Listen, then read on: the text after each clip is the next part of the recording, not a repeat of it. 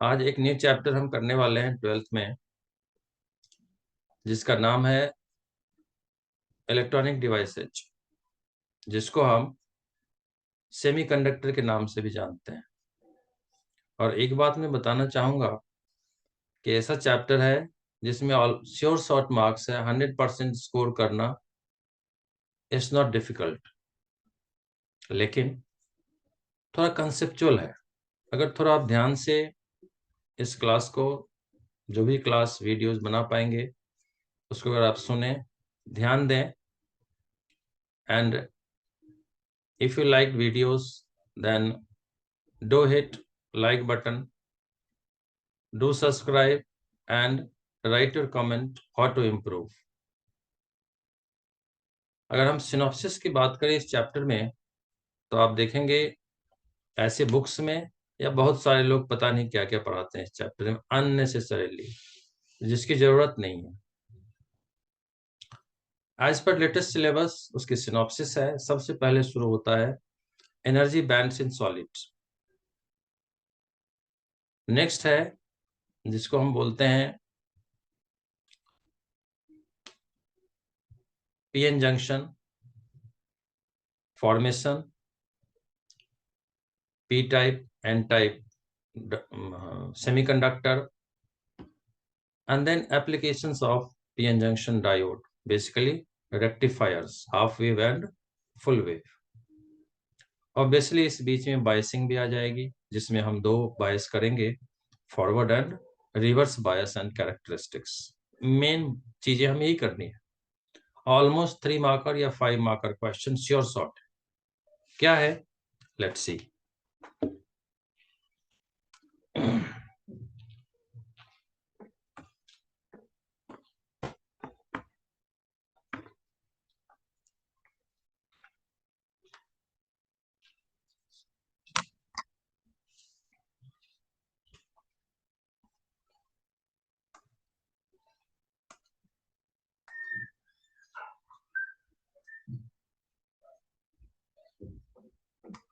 Class 12,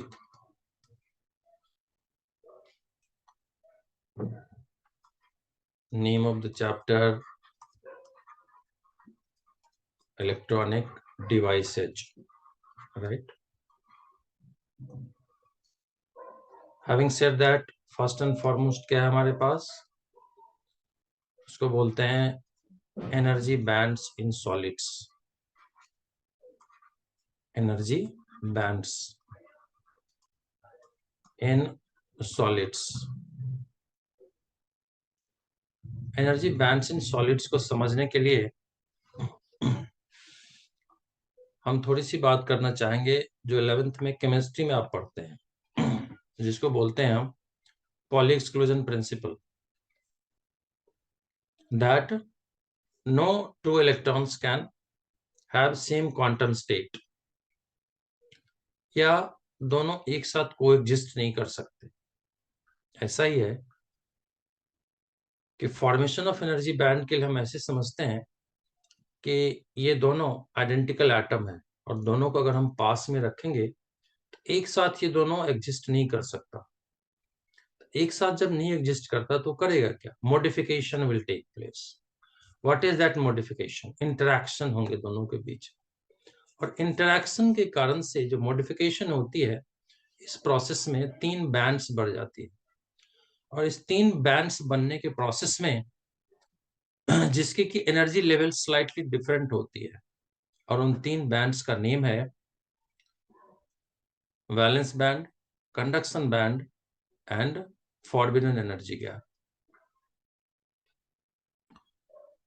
सो अगर हम words में लिखें तो हम कहते हैं कि when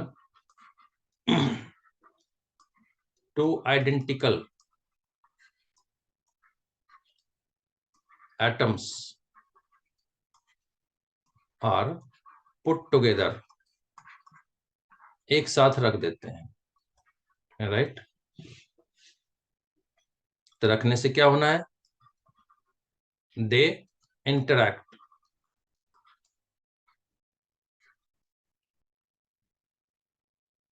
and energy bands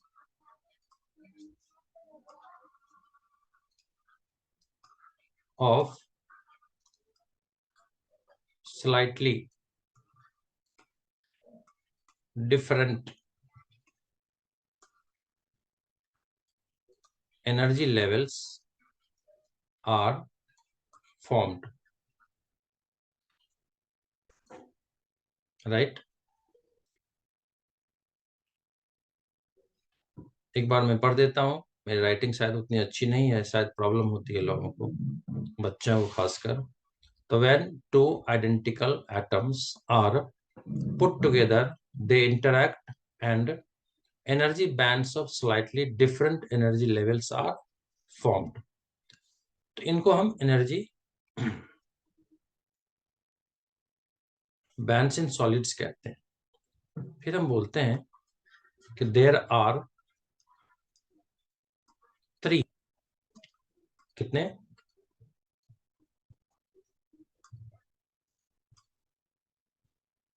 there are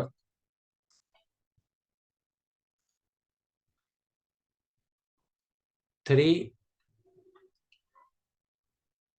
energy bands, right? 3 होते हैं ये।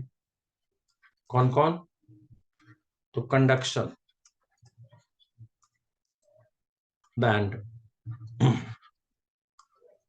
Valence band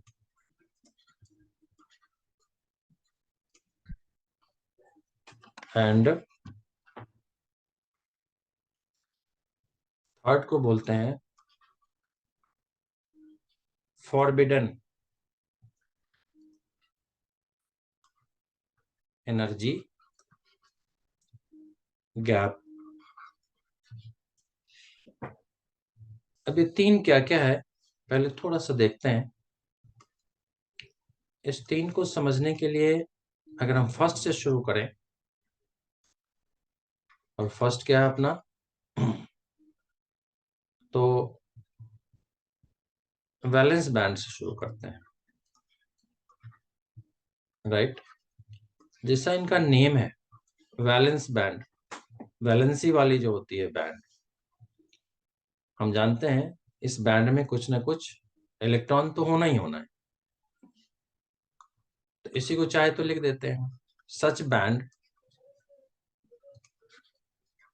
having some electrons, valence electron जो होती है, some electrons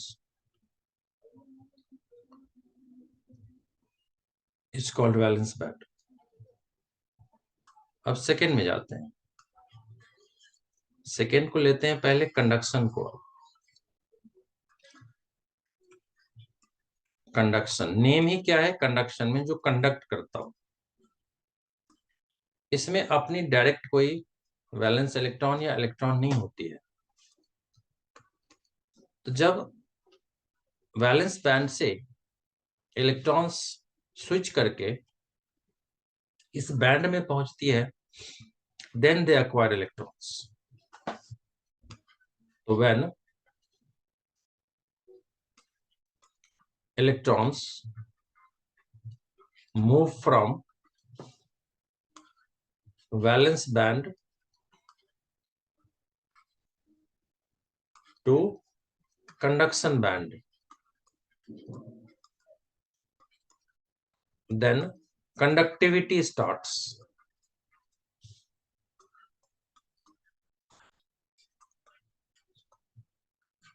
Then conductivity starts. और थर्ड में होती है जिसको हम बोलते हैं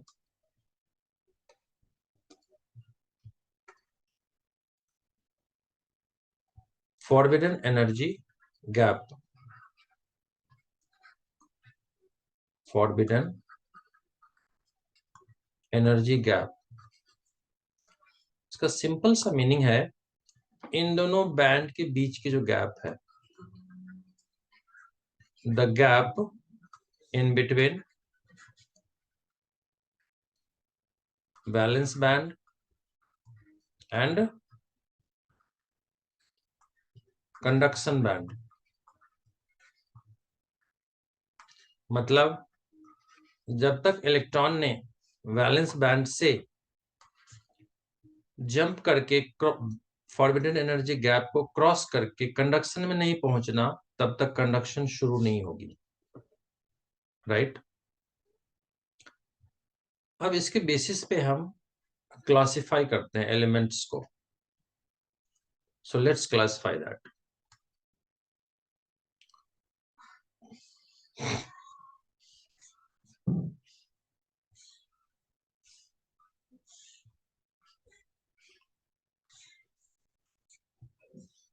राइट, तो क्लासिफाई करने के लिए all of you please see the diagram first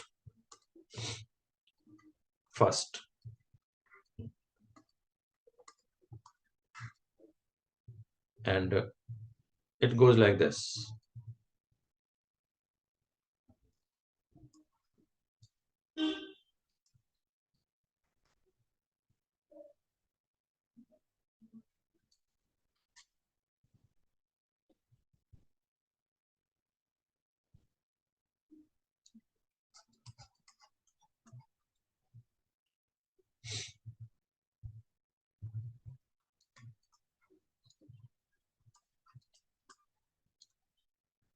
Second,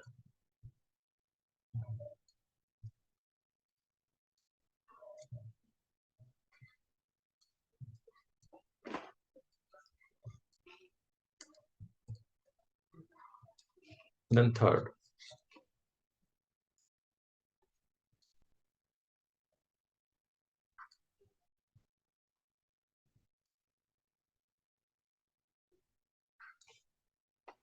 आपने इस रेक्टेंगल जैसी जो ड्रॉ करी है हमने, इसके विड्थ पे नहीं जाना है, बात को समझना है क्या, वो देखते हैं। टॉप मोस्ट हमेशा हम बनाते हैं उसको बोलते हैं conduction band, right, conduction band. नीचे वाले को valence band, CB conduction band, valence band. और ये जो इन बिटवीन गैप है, this is forbidden energy gap,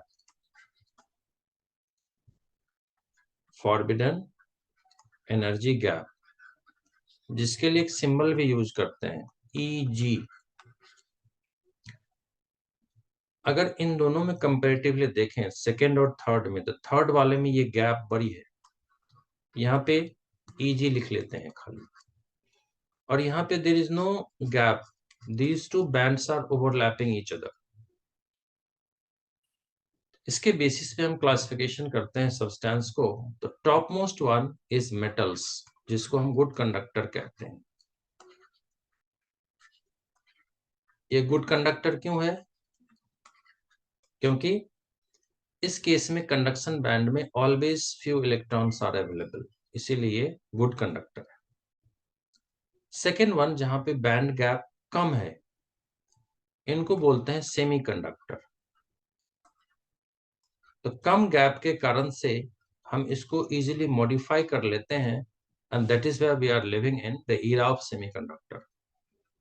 जितने भी स्मॉल चिप्स देखते हैं, माइक्रो चिप्स देखते हैं, कंप्यूटर देखते हैं, लैपटॉप देखते हैं, LED देखते हैं, सेल फोन देखते हैं, all are possible due to this silicon chip. क्योंकि ये बैंड गैप यहाँ बहुत कम है, तो modification could be done easily, बहुत आसानी से हो जाते हैं। लेकिन थर्ड वन देखने में नहीं लगता हमें ये गैप बहुत बड़ी है, but this gap actually is very big. और ये गैप इतनी बड़ी होती है कि इलेक्ट्रॉन्स जो अवेलेबल होती है वैलेंस बैंड में, ये क्रॉस ही नहीं कर सकती अपने से, और जब क्रॉस नहीं करना है तो कोई कंडक्टिविटी पॉसिबल नहीं है, और इसीलिए this is for insulator, non conductor हो गई, राइट। तो hope you have understood this basics, then we'll continue further. If you liked my video, please do hit like button, do subscribe, and share with your friends and family. Plus, do not forget to write comments so as to improve. Thank you so much.